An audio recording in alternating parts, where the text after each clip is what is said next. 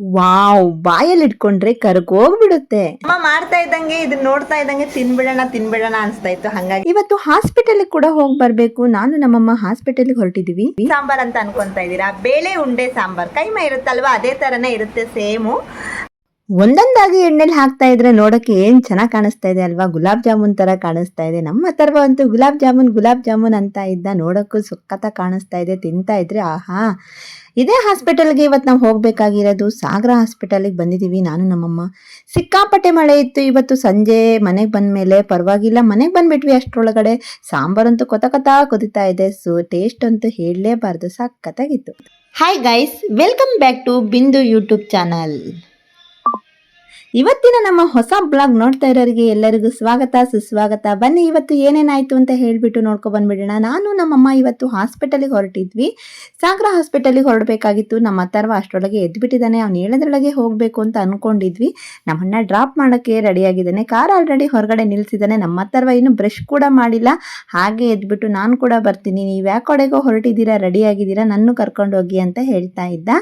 ಸರಿ ಇನ್ನೇನು ಮಾಡೋದು, ಅಲ್ಲಿ ತನಕ ಅಣ್ಣ ಹೇಗೂ ಡ್ರಾಪ್ ಮಾಡಿ ಬರ್ತಾನಲ್ವಾ, ಕರ್ಕೊಂಡು ಬಂದರೆ ರಿಟರ್ನ್ ಮತ್ತೆ ಬರ್ತಾರೆ ಅಂತ ಹೇಳಿಬಿಟ್ಟು ಅವ್ನು ಕೂಡ ಕರೆದ್ವಿ. ಅವ್ನಿಗೆ ಫುಲ್ ಖುಷಿ ಆಗ್ಬಿಟ್ಟ, ನನ್ನ ಕೂಡ ಕರ್ಕೊಂಡು ಹೋಗ್ತಾರೆ ಅಂತ ಹೇಳಿ. ನಮ್ಮ ಅಣ್ಣ ಇದ್ದ ಅಂದರೆ ಅವನಿಗೆ ಯಾರೂ ಬೇಡ, ಪರವಾಗಿಲ್ಲ, ಆರಾಮಾಗಿ ಇದ್ಬಿಡ್ತಾನೆ. ನಮ್ಮನ್ನು ಕೂಡ ಕಳಿಸಿ ನಾವು ಹೊರಟ್ವಿ. ಅವನು ಅಲ್ಲಿ ತನಕ ಡ್ರಾಪ್ ಮಾಡೋಕ್ಕೆ ಬರ್ತಾ ಇದ್ದಾರೆ. ಹಾಗೆ ನಮ್ಮಮ್ಮ ಕೂಡ ಬರ್ತಾ ಇದ್ದಾರೆ. ಹೋಗ್ಬಿಟ್ಟು ಇಲ್ಲಿಂದ ನಾವು ಸ್ವಲ್ಪ ದೂರ ಮಾತ್ರನೇ ಕಾರಲ್ಲಿ ಡ್ರಾಪ್ ತೊಗೊತೀವಿ. ಅಲ್ಲಿಂದ ಬಸ್ಸಿಗೆ ಹೋಗಬೇಕು ಸಾಗರಕ್ಕೆ.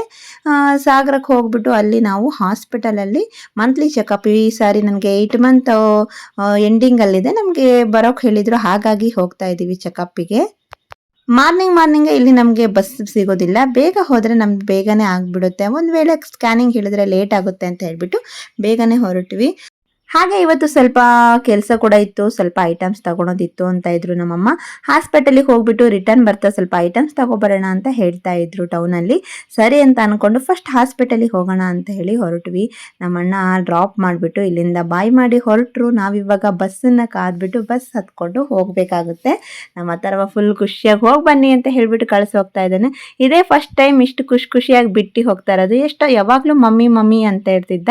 ಮಮ್ಮಿ ನೀನು ಬಾ ಅಂತ ಇದ್ದಾನೆ. ಇವತ್ತು ಆರಾಮಾಗಿ ಹೋಗ್ತಾ ಇದ್ದಾನೆ ಮಾಮನ ಜೊತೆಗೆ.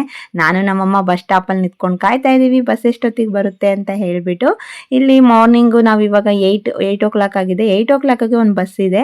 ಹಾಗಾಗಿ ಬಂದ್ವಿ. ಇಲ್ಲಿ ಬಸ್ ಸಿಕ್ಕಿದೆ, ಆಲ್ರೆಡಿ ಸೀಟ್ ಕೂಡ ಸಿಕ್ಕಿದ್ದಾವೆ. ಸ್ವಲ್ಪ ಲೇಟ್ ಆದರೆ ಸೀಟ್ ಸಿಗ್ತಾ ಇರಲಿಲ್ಲ, ಬೇರೆ ಬಸ್ ಸಿಕ್ಕಾದ್ರೆ. ಹಾಸ್ಪಿಟಲ್ ಕೂಡ ಬಂದ್ವಿ. ಬರ್ತಿದ್ದಂಗೆ ಫಸ್ಟು ಪೇಷೆಂಟು ನಾನೇ ಆಗಿದ್ದೆ, ಅಲ್ಲಿ ಪ್ರೆಗ್ನೆಂಟು. ಹಾಗಾಗಿ ಜಾಸ್ತಿ ಟೈಮ್ ಹಿಡಿಲಿಲ್ಲ, ಬೇಗನೆ ಚೆಕಪ್ ಮಾಡಿಸ್ಕೊಂಡು. ಯಾರ್ಯಾರು ಬಂದಿರಲಿಲ್ಲ ಅಂದರೆ ಒಳಗಡೆ ಇರೋರ್ನೆಲ್ಲ ಹೊರಗಡೆ ಕ್ಲೀನಿಂಗಿಗೋಸ್ಕರ ಹೊರ ಕಳಿಸಿದ್ರು. ಪ್ರೆಗ್ನೆಂಟ್ ಇರೋರಿಗೆ ಮಾತ್ರನೇ ಒಳಗಡೆ ಬಿಟ್ಟಿದ್ರು. ಹಾಗಾಗಿ ಫಸ್ಟ್ ನಾನೇ ಇದ್ದೆ. ಹಾಗಾಗಿ ಬೇಗನೆ ಚೆಕಪ್ ಮುಗೀತು. ಹಾಗೆ ವಾಪಸ್ ಬರ್ತಾನೆ ನಾವು ಸ್ವಲ್ಪ ಅಮ್ಮಂಗೆ ಏನೋ ಸ್ವಲ್ಪ ಬಟ್ಟೆ ಅಂಗಡಿಲಿ ಕೆಲಸ ಇತ್ತು ಅಂತ ಹೇಳ್ತಾ ಇದ್ರು. ಹಾಗಾಗಿ ಬಂದ್ಬಿಟ್ಟು ಇಲ್ಲಿ ಏನು ಬೇಕೋ ಅದು ಸ್ವಲ್ಪ ತಗೊಂಡ್ರು, ಬ್ಲೌಸ್ ಪೀಸು ಅಂತ ಹೇಳ್ತಾ ಇದ್ರು. ಅಲ್ಲಿಂದ ತಗೊಂಡು ಶಾಪಿಂಗ್ ಮಾಲಿಗೆ ಹೋಗೋಣ, ಶಾಪಿಂಗ್ ಮಾಲಲ್ಲಿ ಸ್ವಲ್ಪ ಐಟಮ್ಸ್ ಬೇಕು ಅಂತ ಹೇಳ್ತಾ ಇದ್ರು. ಹಾಗಾಗಿ ಶಾಪಿಂಗ್ ಮಾಲಿಗೆ ಬಂದ್ವಿ. ಶಾಪಿಂಗ್ ಮಾಲಿಗೆ ಹೋಗ್ತಾ ಇದ್ದಂಗೆ ಯಾರೇ ಬಾಸ್ಕೆಟ್ ತಗೊಂಡಿಲ್ಲ ಅಂತೇಳಿ ಬ್ಯಾಸ್ಕೆಟ್ ತಗೊಬರೋಕ್ಕೆ ಅಮ್ಮ ರಿಟರ್ನ್ ಹೋದ್ರು. ನಾನು ಏನೇನಿದೆ ನೋಡ್ಕೊಬರೋಣ ಅಂತ ಹೇಳಿ ಒಂದು ರೌಂಡ್ ಹೋಗ್ತಾ ಇದ್ದೆ. ಆಮೇಲೆ ನಮ್ಮ ಅಥರ್ವ ಇದನ್ನಲ್ವಾ, ಅವ್ನು ಬಿಟ್ಟು ಹೋಗಿದ್ದೀನಿ ಅಂದರೆ ಬರ್ತಿದ್ದಂಗೆ ನೀನು ಬಂದ ಅಂತ ಕೇಳೋಕ್ಕಿಂತ ಮುಂಚೆನೇ ಏನು ತಂದೆ ನನಗೆ ಅಂತ ಕೇಳ್ತಾನೆ. ಹಾಗಾಗಿ ಅವನಿಗೂ ಏನಾದರೂ ತಗೊಳ್ಳೋಣ ಅಂತ ಹೇಳಿ ನಾನು ಆ ಕಡೆ ಸೈಡ್ ಹೋದೆ. ನಮ್ಮಮ್ಮ ಗ್ರಾಸರೀಸ್ ಏನೇನು ಬೇಕು ಮನೆಗೆ ಅಂತ ಹೇಳಿಬಿಟ್ಟು ನೋಡಿಬಿಟ್ಟು ತಗೊತಾ ಇದ್ದಾರೆ. ಬೇಳೆ, ಸಕ್ಕರೆ, ಅದು ಇದು ಅಂತ ಹೇಳಿ ಅವ್ರಿಗೆ ಬೇಕಾಗಿರೋದು ಅವ್ರು ತಗೊತಾ ಇದ್ರು. ನನಗೆ ಬೇಕಾಗಿರೋದು ನಮ್ಮ ಅಥರ್ವಂಗೆ ಬೇಕಾಗಿದ್ದು ನಾನು ತಗೊಂಡು ಬಂದ್ವಿ. ಅಷ್ಟರೊಳಗೆ ನಮ್ಮ ಅಣ್ಣ ಬಂದರು. ಅಣ್ಣ ಅಥರ್ವ ಇಬ್ಬರು ಬಂದರು ಮನೆ ಕರ್ಕೊಂಡು ಹೋಗೋಕ್ಕೆ. ಅವ್ನು ನೋಡಿ ನಾವು ಬಂದ್ವಿ ಅನ್ನೋ ಖುಷಿಗಿಂತ ನನಗೇನು ತಂದ್ರಿ ಅಂತ ಹೇಳಿ ಕೇಳೋದ್ರಲ್ಲೇ ಇದ್ದಾನೆ. ಅಷ್ಟೊತ್ತಿಗೆ ಮನೆಗೆ ಬಂದ್ವಿ. ಮನೆಗೆ ಬರ್ತಿದ್ದಂಗೆ ನಮ್ಮ ಅಥರ್ವ ಸ್ಟಾರ್ಟ್ ಆಯಿತು, ನನಗೇನು ತಂದ್ರಿ ಅಂತ ಕೇಳ್ತಾ ಇದ್ದ. ಅವನಿಗೋಸ್ಕರ ನಾವು ಐಸ್ ಕ್ರೀಮ್ ತಂದಿದ್ವಿ, ಯಾವುದನ್ನು ತೋರ್ಸೋಕ್ಕಾಗಲಿಲ್ಲ ವಿಡಿಯೋದಲ್ಲಿ. ಆಮೇಲೆ ಮಾವಿನ ಹಣ್ಣು ತಿಂತಾ ಕೂತ್ಕೊಂಡ್ವಿ. ಸ್ವಲ್ಪ ಹೊತ್ತು ಟೈಮ್ ಪಾಸ್ ಮಾಡ್ತಾ ಹಾಗೆ ಸ್ವಲ್ಪ ಹಣ್ಣು ತಿಂದು ಸ್ವಲ್ಪ ಗೇಮ್ ಕೂಡ ಆಡಿದ್ವಿ. ನಮ್ಮ ಮನೇಲಿ ನಾವು ಯಾವಾಗಲೂ ಎಲ್ಲರೂ ಸೇರಿದ್ವಿ ಅಂದರೆ ಸ್ವಲ್ಪ ಕೇರಮ್ ಬೋರ್ಡ್ ಆಗಲಿ, ಕಾರ್ಡ್ಸ್ ಆಗಲಿ, ಏನೋ ಒಂದು ಗೇಮ್ಸ್ ಆಡ್ತಾ ಇರ್ತೀವಿ. ಹಾಗೆ ಕೂತ್ಕೊಂಡು ಟೈಮ್ ಪಾಸ್ ಮಾಡ್ತಾ ಇದ್ದಂಗೆ ಮಳೆ ಸ್ಟಾರ್ಟ್ ಆಗೋಯ್ತು. ಇವತ್ತೇನಪ್ಪ ಇದ್ದಕ್ಕಿದ್ದಂಗೆ ಈ ಥರ ಮಳೆ ಆಯಿತು ಅಂತ ಅಂದ್ಕೊಂಡ್ವಿ. ಈ ಸಾರಿ ಫಸ್ಟ್ ಟೈಮು ಇಷ್ಟು ಜೋರಾಗಿ ಮಳೆ ಬಂದಿರೋದು ಅಂದರೆ ಇದೇ ಫಸ್ಟ್ ಅಂತ ಅನ್ಕೋಬೇಕು.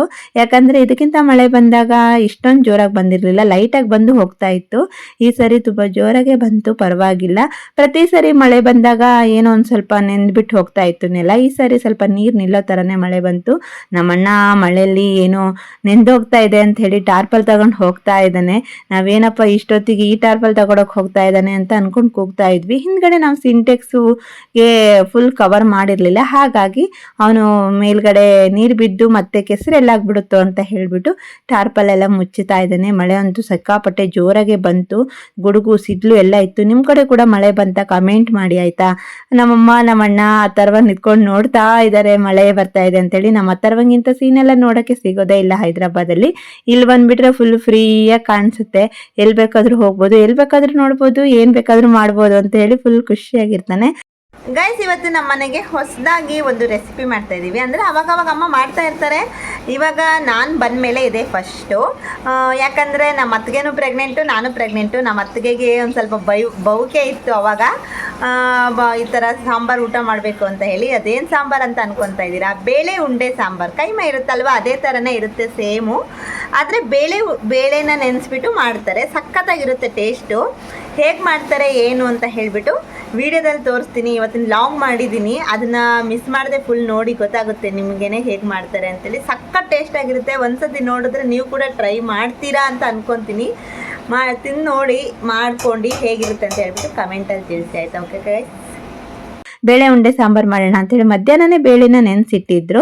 ಬೇಳೆ ಉಂಡೆ ಸಾಂಬಾರಿಗೆ ಬೇಕಾಗಿರೋ ಐಟಮ್ಸ್ನೆಲ್ಲ ರೆಡಿ ಮಾಡ್ಕೊತಾ ಇದ್ದಾರೆ. ಈರುಳ್ಳಿ ಎಲ್ಲ ಕಟ್ ಮಾಡಿಕೊಂಡು ಎಣ್ಣೆಲಿ ಫ್ರೈ ಮಾಡಿ ಇಟ್ಕೊಂಡಿದ್ದಾರೆ. ಹಾಗೆ ಬೆಳ್ಳುಳ್ಳಿ, ಶುಂಠಿ, ಹಸಿಮೆಣಸಿನ್ಕಾಯಿ ಸಪ್ರೇಟಾಗಿ ಇಟ್ಕೊಂಡಿದ್ದಾರೆ. ಹಸಿಮೆಣಸನ್ನ ಸ್ವಲ್ಪ ಎಣ್ಣೆಯಲ್ಲಿ ಫ್ರೈ ಮಾಡ್ಕೊತಾ ಇದ್ದಾರೆ. ಹಸಿಯಾಗಿ ಚೆನ್ನಾಗಿ ನೆಂದಿರಬೇಕು. ಇದು ಮಧ್ಯಾಹ್ನ ನೆನೆಸಿದ್ರು ಬೇಳೆ, ನೋಡಿ ಎಷ್ಟು ಸಾಫ್ಟ್ ಆಗಿದೆ, ನೆಂದೋಗಿದೆ ಚೆನ್ನಾಗೆ.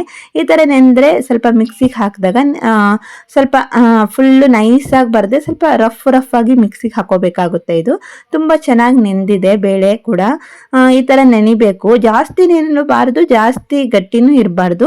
ಹಾಗೆ ಹಸಿ ಈರುಳ್ಳಿನ ಒಗ್ಗರಣೆಗೋಸ್ಕರ ತೆಗೆದಿಟ್ಕೊಂಡಿದ್ದಾರೆ ಸಾಂಬಾರಿಗೆ. ಈಗ ಇದು ಮಸಾಲೆ ರುಬ್ಬಕ್ಕೆ ಹಸಿಮೆಣಸಿನ್ಕಾಯಿ, ಈರುಳ್ಳಿ, ಟೊಮೊಟೊ, ಕೊತ್ತಂಬರಿ ಸೊಪ್ಪು, ಚಿಕನ್ ಮಸಾಲೆ ಎಲ್ಲ ಏನೇನು ಹಾಕ್ತಾರೆ ಚಿಕನ್ ಸಾಂಬಾರಿಗೆ ಆ ಥರ ಸಪ್ರೇಟಾಗಿ ಇಟ್ಕೊಂಡಿದ್ದಾರೆ. ಕೊತ್ತಂಬರಿ ಸೊಪ್ಪು, ಟೊಮೊಟೊ, ಹಸಿಮೆಣಸಿನ್ಕಾಯಿ, ಧನಿಯಾ ಪುಡಿ, ಅರಿಶಿನ, ಈರುಳ್ಳಿನ ಬಾಡಿಸ್ಕೊಂಡಿದ್ದಾರೆ. ಹಾಗೆ ಕೊತ್ತಂಬರಿ ಸೊಪ್ಪು, ಇಷ್ಟನ್ನ ಎಲ್ಲ ಮಿಕ್ಸಿ ಹಾಕೊತಾರೆ. ಶುಂಠಿ, ಬೆಳ್ಳುಳ್ಳಿ, ಹಾಗೆ ಚಕ್ಕೆ, ಲವಂಗ, ಇಷ್ಟನ್ನ ನಾವು ಚಿಕನ್ ಸಾಂಬಾರಿಗೆ ಕೂಡ ಇದನ್ನೇ ಯೂಸ್ ಮಾಡೋದು.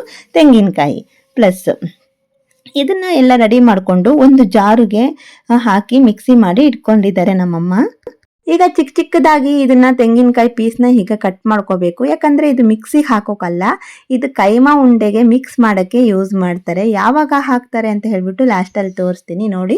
ಇದು ಸಪ್ರೇಟಾಗಿ ತುರಿದು ಮಿಕ್ಸಿಗೆ ಹಾಕೋಕ್ಕೋಸ್ಕರ ಸಪ್ರೇಟಾಗಿ ಇಟ್ಕೊಂಡಿದ್ದಾರೆ.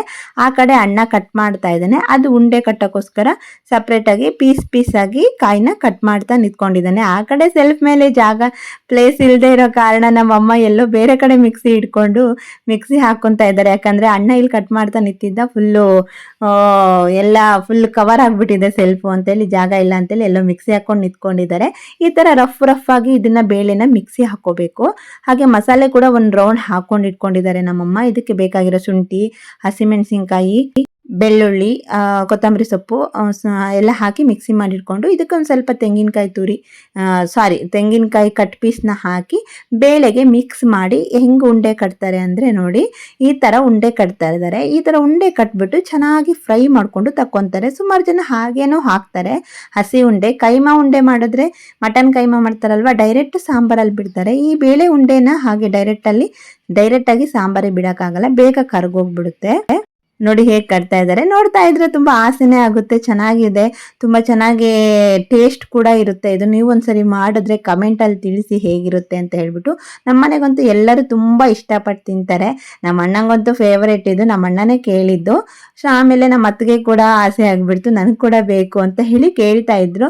ಹಾಗಾಗಿ ಎಲ್ಲರೂ ತಿಂತಾರೆ ಅಂತ ಹೇಳಿ ನಮ್ಮಮ್ಮ ಸ್ವಲ್ಪ ಜಾಸ್ತಿನೇ ನೆನೆಸಿದ್ರು ಬೇಳೆನ. ಸುಮಾರಷ್ಟು ಮಾಡ್ಕೊಂಡಿದ್ದಾರೆ ಉಂಡೆ. ನೋಡಿ, ನೋಡೋದಕ್ಕೆ ತುಂಬ ಚೆನ್ನಾಗಿ ಕಾಣಿಸ್ತಾ ಇದೆ. ಇದು ಎಣ್ಣೆಲಿ ಫ್ರೈ ಮಾಡಿಬಿಟ್ರೆ ಅಂತೂ ಸೂಪರ್ ಆಗಿರುತ್ತೆ. ಹಸಿದನ್ನ ತಿನ್ಬಹುದು. ಸಾಂಬಾರಿಗೆ ಹಾಕೋಕ್ಕಿಂತ ಮುಂಚೆನೆ ಹಾಗೆ ಕೂಡ ಎಣ್ಣೆಲಿ ಫ್ರೈ ಮಾಡಿಕೊಂಡು ತಿನ್ನೋಕ್ಕೆ ಚೆನ್ನಾಗಿರುತ್ತೆ, ಟೈಮ್ ಪಾಸ್ ಆಗಿ. ನಮ್ಮಮ್ಮ ತೋರಿಸ್ತಾ ಇದ್ದಾರೆ, ಸಖತ್ತಾಗಿದೆ, ಒಳ್ಳೆ ಬೆಣ್ಣೆ ಉಂಡೆ ಥರ ಕಾಣಿಸ್ತಾ ಇದೆ. ಅದರಲ್ಲೂ ನಾವು ಇದು ಏನಂತಾರೆ ರುಬ್ಬೋ ಕಲ್ಲಲ್ಲಿ ರುಬ್ಬಿಟ್ಟು ಮಾಡಿದ್ರೆ ಇನ್ನೂ ಚೆನ್ನಾಗಿ ಬರುತ್ತೆ. ಸ್ವಲ್ಪ ರಫ್ ಆಗಿ ಸಿಗುತ್ತೆ. ಮಿಕ್ಸಿ ಹಾಕೋದ್ರಿಂದ ಎಲ್ಲ ಸಾಫ್ಟ್ ಆಗಿಬಿಡುತ್ತೆ. ಅಷ್ಟೊಂದು ಸಾಫ್ಟ್ ಆಗದೆ ಕಲ್ಲಲ್ಲಿ ರುಬ್ಬಿದ್ರೆ ಎಷ್ಟು ಬೇಕೋ ಅಷ್ಟಕ್ಕೆ ನಾವು ತಕ್ಕೋಬಹುದು. ತುಂಬ ಚೆನ್ನಾಗಿ ಬರುತ್ತೆ. ಇದು ಕಲ್ಲಲ್ಲಿ ಒಳ್ಕೊಳ್ಳಲ್ಲಿ ರುಬ್ಬಿದ್ರೆ ಈ ಥರ ಎಣ್ಣೆ ಹಾಕಿಬಿಟ್ಟು ಚೆನ್ನಾಗಿ ಫ್ರೈ ಮಾಡಿ ತಕ್ಕೋಬೇಕು. ನೋಡ್ತಾ ಇದ್ರೆ ನನಗಂತೂ ಈಗಲೇ ಬಾಯಲ್ಲಿ ನೀರು ಬರ್ತಾ ಇದೆ. ನಿಮಗೇನು ಅನಿಸ್ತಾ ಇದೆಯೋ ಗೊತ್ತಿಲ್ಲ. ನನಗಂತೂ ತುಂಬ ಇಷ್ಟ ಆಯಿತು. ಟೇಸ್ಟ್ ಕೂಡ ತುಂಬ ಚೆನ್ನಾಗಿತ್ತು. ಈ ಥರ ಎಲ್ಲ ಉಂಡೆಗಳನ್ನು ಚೆನ್ನಾಗಿ ಫ್ರೈ ಮಾಡಿ ತಕ್ಕೋಬೇಕು. ಸ್ವಲ್ಪ ಟೈಮ್ ಹಿಡಿಯುತ್ತೆ ಈ ಸಾಂಬಾರು ಮಾಡೋಕ್ಕೆ. ನೆನೆಸಿಟ್ಟ ಮೇಲೂ ಕೂಡ ಒಂದು ಚಿಕನು ಮಟನನ್ನಾದರೂ ಬೇಗ ಮಾಡ್ಬೋದು. ಈ ಸಾಂಬಾರು ಸ್ವಲ್ಪ ಲೇಟೇ ಆಗುತ್ತೆ, ಯಾಕಂದರೆ ಪ್ರೋಸೆಸ್ಸು ಜಾಸ್ತಿನೇ ಇದೆ. ಇದನ್ನು ರುಬ್ಬಿ ಅದಕ್ಕೆ ಏನೇನು ಬೇಕೋ ಎಲ್ಲ ಮಸಾಲೆನ ಮಿಕ್ಸ್ ಮಾಡಿ ಉಂಡೆ ಕಟ್ಟಿ ಅದನ್ನು ಎಣ್ಣೆಯಲ್ಲಿ ಕರೆದು ಮಾಡೋಷ್ಟೊತ್ತಿಗೆ ತುಂಬ ಟೈಮೇ ಹಿಡ್ಕೊಳುತ್ತೆ. ಪ್ರೋಸೆಸ್ ಆದರೆ ತುಂಬಾ ಇರುತ್ತೆ. ಟೇಸ್ಟು ಅಷ್ಟೇ ಸಖತ್ತಾಗಿರುತ್ತೆ. ನೋಡಿ, ಈ ಉಂಡೆ ಈ ಕಲರ್ ಬರೋ ತನಕ ನಾವು ಎಣ್ಣೆಲ್ಲೇ ಫ್ರೈ ಮಾಡ್ಕೋಬೇಕು. ಒಳಗಡೆ ಎಲ್ಲ ಆಲ್ಮೋಸ್ಟ್ ಇಲ್ಲೇ ಬೆಂದು ಹೋಗಿರುತ್ತೆ. ಚೆನ್ನಾಗೆ ಅದು ಒಡೆಯೋದಿಲ್ಲ, ರೌಂಡಾಗೇನೆ ಬರುತ್ತೆ. ನಾವು ಯಾವ ಶೇಪಲ್ಲಿ ಮಾಡಿರ್ತೀವೋ ಅದೇ ಥರನೇ ಬರುತ್ತೆ. ನೋಡಿ, ನೋಡೋದಕ್ಕಂತೂ ತುಂಬ ಚೆನ್ನಾಗಿ ಕಾಣಿಸ್ತಾ ಮಾಡ್ತಾ ಇದ್ದಂಗೆ ಇದನ್ನ ನೋಡ್ತಾ ಇದ್ದಂಗೆ ತಿನ್ಬಿಡೋಣ ಅನಿಸ್ತಾ ಇತ್ತು. ಹಾಗಾಗಿ ಸಾಂಬಾರು ಆಗೋಕ್ಕಿಂತ ಮುಂಚೆನೇ ತಗೊಬಂದಿದ್ದೀನಿ. ಟೇಸ್ಟ್ ಹೇಗಿದೆ ಏನಂತ ಹೇಳಿ ನೋಡೋಣ, ತಿನ್ನೋಣ ಅಂತ ಹೇಳ್ಬಿಟ್ಟು 3 ತಗೊಬಂದಿದ್ದೀನಿ. 3 ಜನಿಗೆ ಒಂದೊಂದು ಅಂತ ಹೇಳಿ. ನನಗೆ ಆ ಥರವಂಗೆ ನಮ್ಮ ಅಣ್ಣಂಗೆ ಹೇಗಿದೆ ಅಂತ ಹೇಳ್ಬಿಟ್ಟು ತಿಂದು ಹೇಳ್ತೀನಿ. ಸಾಂಬಾರು ಆದಮೇಲೆ ಮತ್ತೆ ಒಂದ್ಸರಿ ತಿನ್ನೋದಿದೆ. ಈಗ ಫಸ್ಟ್ ಇದು ಹೇಗಿದೆ ಅಂತ ಹೇಳ್ಬಿಟ್ಟು ಟೇಸ್ಟ್ ನೋಡ್ತೀವಿ. ಎಲ್ಲರೂ ಒಂದೊಂದು ತಿಂದ್ಬಿಟ್ಟು. ಪಾಪ ನಮ್ಮ ಅಥರ್ವ ಮಲ್ಕೊಂಡಿದ್ದ. ಫಸ್ಟಿಗೆ ಅವನಿಗೆ ತಿನ್ನಿಸ್ತಾ ಇದ್ದೀವಿ. ನಿದ್ದೆಗಣ್ಣಲ್ಲಿ ತಿಂತಾ ಇದೆ. ಆದರೂ ಹೇಗಿದೆ ಅಂತ ಕೇಳಿದ್ರೆ ಅವನು ಏನು ತೋರಿಸ್ತಾ ಇದ್ದಾನೆ ನೋಡಿ, ಸೂಪರ್ ಆಗಿದೆ ಅಂತ ಹೇಳ್ಬಿಟ್ಟು ಕೈಯಲ್ಲಿ ತೋರಿಸ್ತಾ ಇದ್ದಾನೆ. ಅವನಿಗೆ ಕೂಡ ತುಂಬ ಇಷ್ಟ ಆಯಿತು. ಅವ್ನು ತಿಂದಮೇಲೆ ನಾನು ಕೂಡ ಟೇಸ್ಟ್ ನೋಡೋಣ ಅಂತ ಸ್ವಲ್ಪ ತಿಂತಾ ಇದ್ದೀನಿ. ಸ್ವಲ್ಪ ಬಿಸಿ ಆಗಿತ್ತು, ಯಾಕಂದರೆ ಆಗ್ತಾ ಇದ್ದಂಗೆ ತಗೊಬಂದಿದ್ದೆ. ನೋಡಿ ಯಾವ ಥರ ಕರ್ದು ಇಡ್ತಾ ಇದ್ದಾರೆ ನಮ್ಮಮ್ಮ ಅಂತ ಹೇಳ್ಬಿಟ್ಟು. ತುಂಬ ಎಣ್ಣೆನೂ ಅಷ್ಟೊಂದೇನು ಜಾಸ್ತಿ ತಗೊಳಲ್ಲ, ಕರೆದ್ಬಿಟ್ಟು ತೆಗೆದ್ರೆ ಆಯಿತು. ಒಂದು ಲೈಟಾಗಿ ಎಣ್ಣೆ ಕುಡಿಯುತ್ತೆ. ಜಾಸ್ತಿ ಏನು ನಾವು ಎಣ್ಣೆ ಖರ್ಚೇನು ಬರೋದಿಲ್ಲ ಇದರಲ್ಲಿ. ನಮ್ಮಮ್ಮ ಅಂತೂ ಸಖತ್ ಟೇಸ್ಟಾಗೆ ಮಾಡಿದ್ರು. ನನಗಂತೂ ತುಂಬ ಇಷ್ಟ ಆಯಿತು. ಅದಕ್ಕಾಗಿ ಅಮ್ಮ ಮಾಡೋ ಅಡುಗೆಯಲ್ಲಿ ಅದೇನು ಟೇಸ್ಟ್ ಇರುತ್ತೋ ಗೊತ್ತಿಲ್ಲ. ಅವ್ರವ್ರ ಮನೇಲಿ ಅವ್ರವ್ರಿಗೆ ಅವ್ರ ಅಮ್ಮ ಮಾಡೋ ಅಡುಗೆ ಅಂದರೆ ಇಷ್ಟ ಅನಿಸುತ್ತೆ. ನಿಮಗೂ ನಿಮ್ಮಮ್ಮ ಮಾಡೋ ಅಡುಗೆ ಇಷ್ಟ ಆದರೆ ಕಮೆಂಟಲ್ಲಿ ತಿಳಿಸಿ, ಓಕೆನಾ ಗೈಸ್? ನನಗಂತೂ ತುಂಬ ಇಷ್ಟ ಆಗುತ್ತೆ. ಏನೋ ಅದು ನಮ್ಮ ಕೈ ರುಚಿಗಿಂತ ಅಮ್ಮನ ಕೈ ರುಚಿಯಲ್ಲಿ ಏನೋ ಒಂಥರ ಚೆನ್ನಾಗೆ. ಈಗ ನಮ್ಮಣ್ಣ ಕೂಡ ಟೇಸ್ಟ್ ನೋಡೋಕ್ಕೆ ಕುತ್ಕೊಂಡಿದ್ದಾನೆ. ಹೇಗಿದೆ ಅಂತ ಹೇಳಿ ಕೇಳ್ತಾ ಇದ್ದೀನಿ. ತಿನ್ಬಿಟ್ಟು ಅವನು ಕೂಡ ಇಷ್ಟ ಆಯಿತು. ತುಂಬ ಲೇಟ್ ಆಗಿತ್ತು ಸಾಂಬಾರು ಮಾಡೋಷ್ಟೊತ್ತಿಗೆ. ನಮ್ಮಣ್ಣ ಕೂಡ ನಿದ್ದೆಗಣ್ಣಲ್ಲೇ ಇದ್ದಾನೆ, ನಿದ್ದೆ ಮಾಡ್ಕೊಂಡಿದ್ದ. ಈಗ ಸಾಂಬಾರಿಗೆ ಅಮ್ಮ ಸ್ವಲ್ಪ ಎಣ್ಣೆ ಹಾಕಿ ಅದಕ್ಕೆ ಹಸಿ ಈರುಳ್ಳಿ ಕಟ್ ಮಾಡಿ ಇಟ್ಕೊಂಡಿದ್ರಲ್ವ, ಅದನ್ನು ಒಗ್ಗರಣೆಗೆ ಹಾಕಿ ಮಸಾಲೆನ ಹಾಕ್ತಾ ಇದ್ದಾರೆ. ಇದು ಚೆನ್ನಾಗಿ ಕುದ್ಮೇಲೆ ಎಷ್ಟು ಬೇಕೋ ಅಷ್ಟು ನಾವು ನೋಡಿಕೊಂಡು ಕನ್ಸಿಸ್ಟೆನ್ಸಿ ನೋಡಿಕೊಂಡು ನೀರು ಹಾಕ್ಕೋಬೇಕು. ನೀರು ಹಾಕ್ಕೊಂಡು ಚೆನ್ನಾಗಿ ಉಪ್ಪು ಹಾಕಿ ಕುದಿಸಿ ಅದಾದಮೇಲೆ ನಾವು ಈ ಉಂಡೆ ಇದೆಯಲ್ಲ ಕರೆದಿಟ್ಟಿದ್ದೀವಲ್ವ, ಅದು ಕುದಿಯೋ ಟೈಮಲ್ಲಿ ಹಾಕಿ ಒಂದು 5 ನಿಮಿಷ ಬಿಟ್ಟು ಆಫ್ ಮಾಡಿದ್ರೆ ಬೇಳೆ ಉಂಡೆ ಸಾಂಬಾರು ರೆಡಿ ಆಗುತ್ತೆ. ಅಮ್ಮ ಉಪ್ಪು ಹಾಕ್ತಾ ಇದ್ದಾರೆ. ಆದಷ್ಟು ಇದು ದಪ್ಪ ಮಾಡ್ಕೋಬಾರ್ದು, ತೆಳುಗೆ ಮಾಡ್ಕೋಬೇಕು. ಯಾಕಂದರೆ ಈಗ ನಾವು ಉಂಡೆ ಹಾಕಬೇಕಾದ್ರೆ ನೋಡಿ ಎಷ್ಟೊಂದು ತೆಳು ಕಾಣಿಸ್ತಾ ಇದೆ ಸಾಂಬಾರು. ಎಲ್ಲ ಕಂಪ್ಲೀಟ್ ಆದಮೇಲೆ ಉಂಡೆ ಎಲ್ಲ ಸಾಂಬಾರನ್ನು ಒಳಗಡೆ ಹೀರ್ಬಿಡುತ್ತೆ. ಜಸ್ಟ್ ಉಂಡೆ ಮಾತ್ರ ಉಳಿಯುತ್ತೆ, ಸಾಂಬಾರು ಏನು ಉಳಿಯಲ್ಲ. ಹಾಗಾಗಿ ಸ್ವಲ್ಪ ಕನ್ಸಿಸ್ಟೆನ್ಸಿ ನೋಡ್ಕೊಂಡು ಮಾಡ್ಕೋಬೇಕು. ಸ್ವಲ್ಪ ತೆಳುಗಿದ್ರೂ ಪರವಾಗಿಲ್ಲ, ಆಮೇಲೆ ಅದು ಆಟೋಮೆಟಿಕ್ ಗಟ್ಟಿ ಆಗಿಬಿಡುತ್ತೆ. ಬೇಳೆ ಉಂಡೆ ಸಾಂಬಾರಲ್ವಾ, ಹಾಗಾಗಿ ಬೇಗನೆ ಗಟ್ಟಿ ಆಗುತ್ತೆ. ಇದು ಸ್ವಲ್ಪ ನೀರು ಜಾಸ್ತಿ ಇದ್ರೂ ಪರವಾಗಿಲ್ಲ. ಮಸಾಲೆನೂ ಒಟ್ಟು ಉಪ್ಪು ಖಾರ ಎಲ್ಲ ಚೆನ್ನಾಗಿ ನೋಡಿಕೊಂಡು ನೀರು ಹಾಕ್ಕೊಳ್ಳಿ, ಚೆನ್ನಾಗಿರುತ್ತೆ. ನಮ್ಮನೇಲಂತೂ ಸಾಂಬಾರು ರೆಡಿ ಆಯಿತು. ಕೊತ ಕುದೀತಾ ಇದೆ. ನಮ್ಮಮ್ಮ ಮಾಡ್ತಾ ಇದ್ದಾರೆ. ಈಗ ಇನ್ನು ಬೇಳೆ ಉಂಡೆ ಹಾಕಿದ್ಮೇಲೆ ಒಂದು 5 ಮಿನಿಟ್ಸ್ ಆಯಿತು. ನೋಡಿ ಯಾವ ಥರ ಕುದೀತಾ ಇದೆ ಅಂತ ಹೇಳಿ ತೋರಿಸ್ತೀನಿ. ಈ ಥರ ಹಿಂಗೆ ತೇಲ್ತಾ ಇದೆ ಸ್ಟಾರ್ಟಿಂಗಲ್ಲಿ, ಆಮೇಲೆ ಇದು ಎಲ್ಲ ಹೀರ್ಕೊಂಡು ವೆಯ್ಟ್ ಆಗಿಬಿಡುತ್ತೆ. ಆವಾಗ ಕೆಳಗಡೆ ಎಲ್ಲ ಮುಳುಗೋಗುತ್ತೆ ಸಾಂಬಾರಲ್ಲಿ. ಸ್ಟಾರ್ಟಿಂಗಲ್ಲಿ ಇದೇ ಥರ ತೇಲುತ್ತೆ, ಆಮೇಲೆ ಒಳಗಡೆ ಹೋಗುತ್ತೆ. ನೋಡಿ ಈ ಥರ ಕೊತ ಅಂತ ಕುದೀತಾ ಇದೆ. ಊಟಕ್ಕೆ ಬಂದ್ವಿ. ನಮ್ಮಮ್ಮ ಎಲ್ಲ ಊಟ ಹಾಕ್ಕೊಡ್ತಾ ಇದ್ದಾರೆ. ಬೇಳೆ ಉಂಡೆ ಸಾಂಬಾರು ಹಾಕಿ ರೈಸ್ ಹಾಕಿ ಹಾಕ್ತಾ ಇದ್ದಾರೆ. ಈ ಉಂಡೆಲಿ ಏನೋ ಒಂಥರ ಟೇಸ್ಟು. ಕೈಮಾ ಉಂಡೆ ಮಾಡಬೇಕಾದ್ರೂ ಅಷ್ಟೊಂದು ತಿನ್ಬೇಕು ಅನ್ಸಲ್ಲ. ಬೇಳೆ ಉಂಡೆ ಅಂದರೆ ತಿನ್ನಬೇಕು ಅಂತ ಆಸೆ ಆಗಿಬಿಡುತ್ತೆ. ನಾನ್ ವೆಜ್ಗಿಂತ ಇದೇ ಇಷ್ಟ ಆಗೋಯ್ತು ನನಗಂತೂ. ಒಂದ್ಸರಿ ನೀವು ಕೂಡ ಟ್ರೈ ಮಾಡಿ ನೋಡಿ ಹೇಗಿತ್ತು ಅಂತ ಹೇಳಿ ಕಮೆಂಟಲ್ಲಿ ತಿಳಿಸಿ. ಫಸ್ಟ್ ಟೈಮ್ ನಮ್ಮ ಚಾನಲ್ ಯಾರಾದರೂ ಸಬ್ಸ್ಕ್ರೈಬ್ ಮಾಡ್ಕೊಂಡೆ ನೋಡ್ತಾ ಇದ್ದರೆ ಪ್ಲೀಸ್ ಸಬ್ಸ್ಕ್ರೈಬ್ ಮಾಡ್ಕೊಳೋದನ್ನ ಮರಿಬೇಡಿ. ಹಾಗೆ ಲೈಕ್ ಮಾಡಿ, ಶೇರ್ ಮಾಡಿ, ಏನಂತ ಅನಿಸ್ತು ಅಂತ ಹೇಳ್ಬಿಟ್ಟು ಕಮೆಂಟಲ್ಲಿ ತಿಳಿಸಿ. ನಮ್ಮಣ್ಣ ನಮ್ಮ ಅಥರ್ವ ಊಟ ಮಾಡಿ ಮಲ್ಕೊಬಿಟ್ರು. ನಮ್ಮಣ್ಣ ನಾಳೆ ಊರಿಗೆ ಹೋಗ್ತಾನೆ ಅಂತೇಳಿ ನಮ್ಮ ಅಥರ್ವ ಬಿಡ್ತಾನೆ ಇಲ್ಲ, ಅವನ ಜೊತೆಗೆ ಮಲ್ಕೊಂಡಿದ್ದಾನೆ. ಓಕೆ ಗೈಸ್, ಬಾಯ್, ಗುಡ್ ನೈಟ್.